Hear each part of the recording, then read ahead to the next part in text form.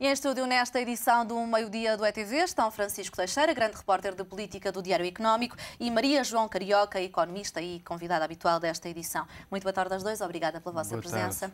Francisco, ontem o Primeiro-Ministro dizer que não terá condições para ir ao Conselho Europeu se o PEC não for aprovado pela Assembleia. Hoje o Ministro Teixeira dos Santos a dizer que teme o pior. Antevêem-se eleições para breve? Eu diria que sim, parecem absolutamente inevitáveis. Por um lado, enfim, é bom não esquecer, o governo é um governo minoritário. Enfim, esta conversa tem sido repetida muitas vezes pelos partidos da oposição, principalmente nos últimos dias, não tem tido nenhuma capacidade de concertação e o Programa de Estabilidade e Crescimento, o 4, chamado PEC 4, foi desse exemplo, ou seja, Teixeira dos Santos hoje, quando diz que foi ele o primeiro a apresentar aos portugueses estas medidas de austeridade, só se esqueceu de dizer que já tinham todas elas sido concertadas e fechadas, quer com a Comissão Europeia, quer com o BCE.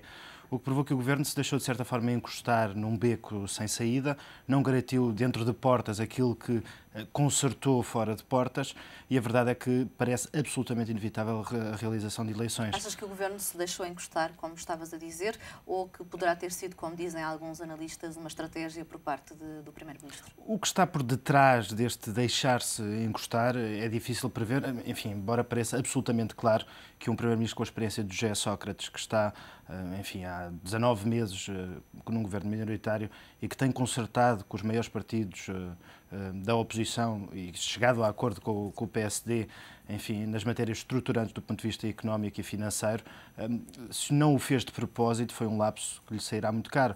Aliás, o Primeiro-Ministro tem insistido e tem dito que tudo não passou de vários equívocos, mas a verdade, como ontem escreveu e bem Mário Soares, foram erros que serão pagos muito caros, por um lado, e por outro lado, foi uma postura, um comportamento a ocultar, não só, enfim, do Parlamento, sendo este um governo minoritário, como dos parceiros sociais, tendo estado o Governo a negociar com os parceiros sociais, até praticamente apresentar estas medidas em Bruxelas, como com o próprio Presidente da República, com quem o Primeiro-Ministro tem reuniões semanais, foi um comportamento absolutamente imperdoável, isso parece-me, e que, olhando para aquela que tem sido a posição do PSD, absolutamente irredutível, teremos eleições antecipadas, resta saber o que é que acontecerá.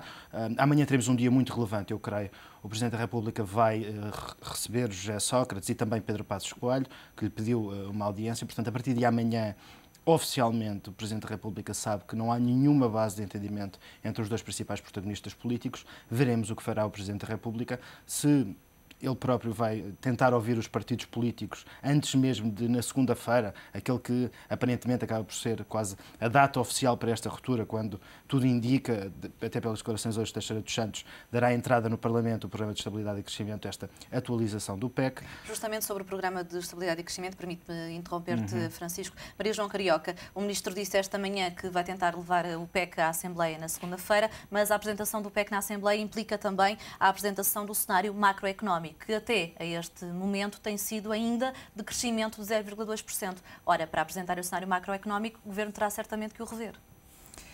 Terá, e infelizmente as perspectivas sobre o cenário macroeconómico continuam, por um lado, ainda envoltas no grau de incerteza que é inevitável, até porque o nosso cenário macroeconómico tem a nossa incerteza intrínseca, por assim dizer, porque os dados relativos à economia portuguesa continuam, em alguns aspectos ainda, com alguns níveis de falta de clareza que preocupa os agentes, nomeadamente a Moody's referia exatamente a necessidade dessa clareza e o benefício que seria essa clareza adicional, particularmente no que diz respeito à gestão orçamental, ainda ontem eu referia no downgrade.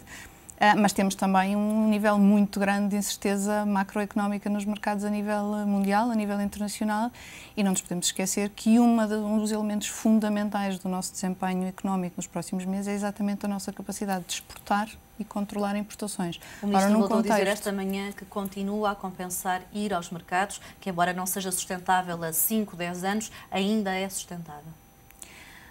Nós temos tido esta conversa repetidamente. Eu acho que importa ter em perspectiva que o Ministro hoje tocou num aspecto muito importante.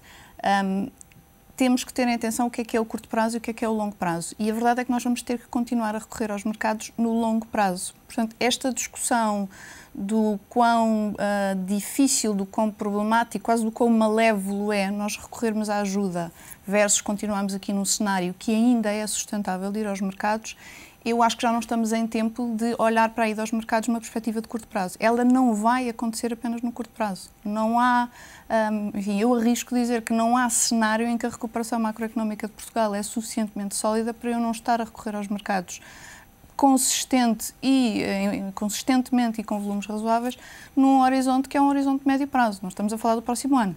Não estamos sequer a falar dos próximos 2 anos. Estamos a falar de 2, 3, 4 anos.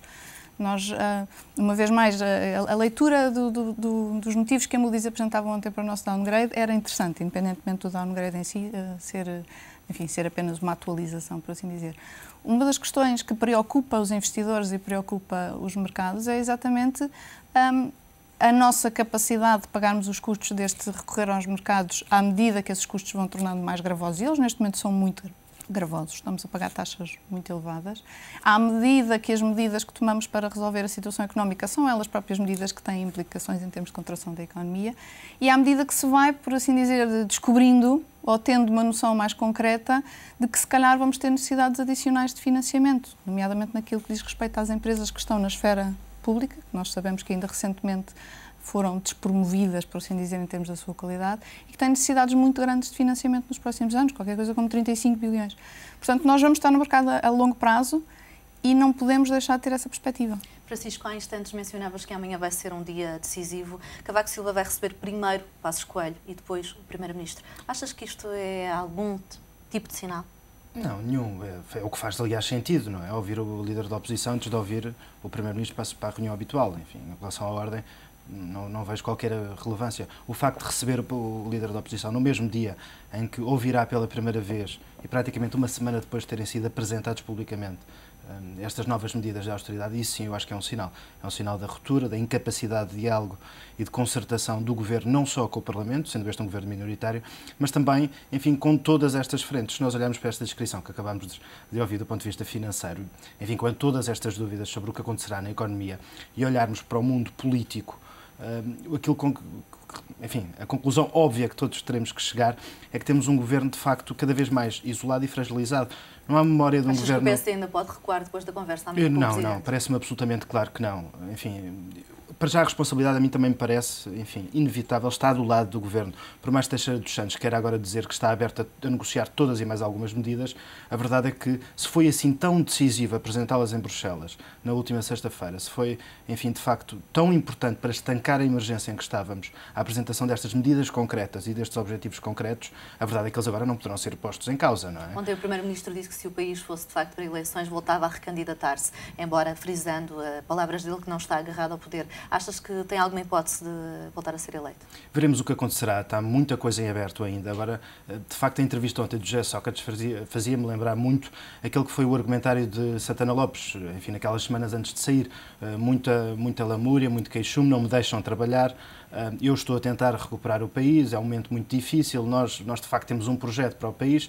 A verdade é que José Sócrates deixou-se encurralar e ficou numa posição de enorme fragilidade. Não há memória de um governo minoritário, de um Primeiro-Ministro, depois de ter tido um governo maioritário, passar a um governo minoritário e com tantas frentes abertas. Portanto, uma ruptura total com o Presidente da República, vimos aquele que foi o discurso da tomada de posse do Presidente, no Parlamento sem nenhuma capacidade de concertação, de estabilidade na aprovação de medidas que são, como nós sabemos, perante toda esta descrição, até do ponto de vista financeiro, estruturais. E depois olhamos para a rua, já começam a existir algumas movimentações. É verdade que o protesto dos camionistas não ganhou a dimensão que teve da última vez, mas ainda no último fim de semana assistimos, enfim, a uma manifestação pujante, mas pacífica. Uma manifestação de jovens. E se juntarmos a tudo isto, aquilo que são os desafios que temos pela frente, as reformas que terão que ser impostas, as medidas de austeridade que terão que ser aplicadas, aí cada vez ainda, enfim, tudo se prevê ainda com um escalar cada vez maior destas medidas. Francisco, Maria João, já voltamos a falar mais à frente neste jornal.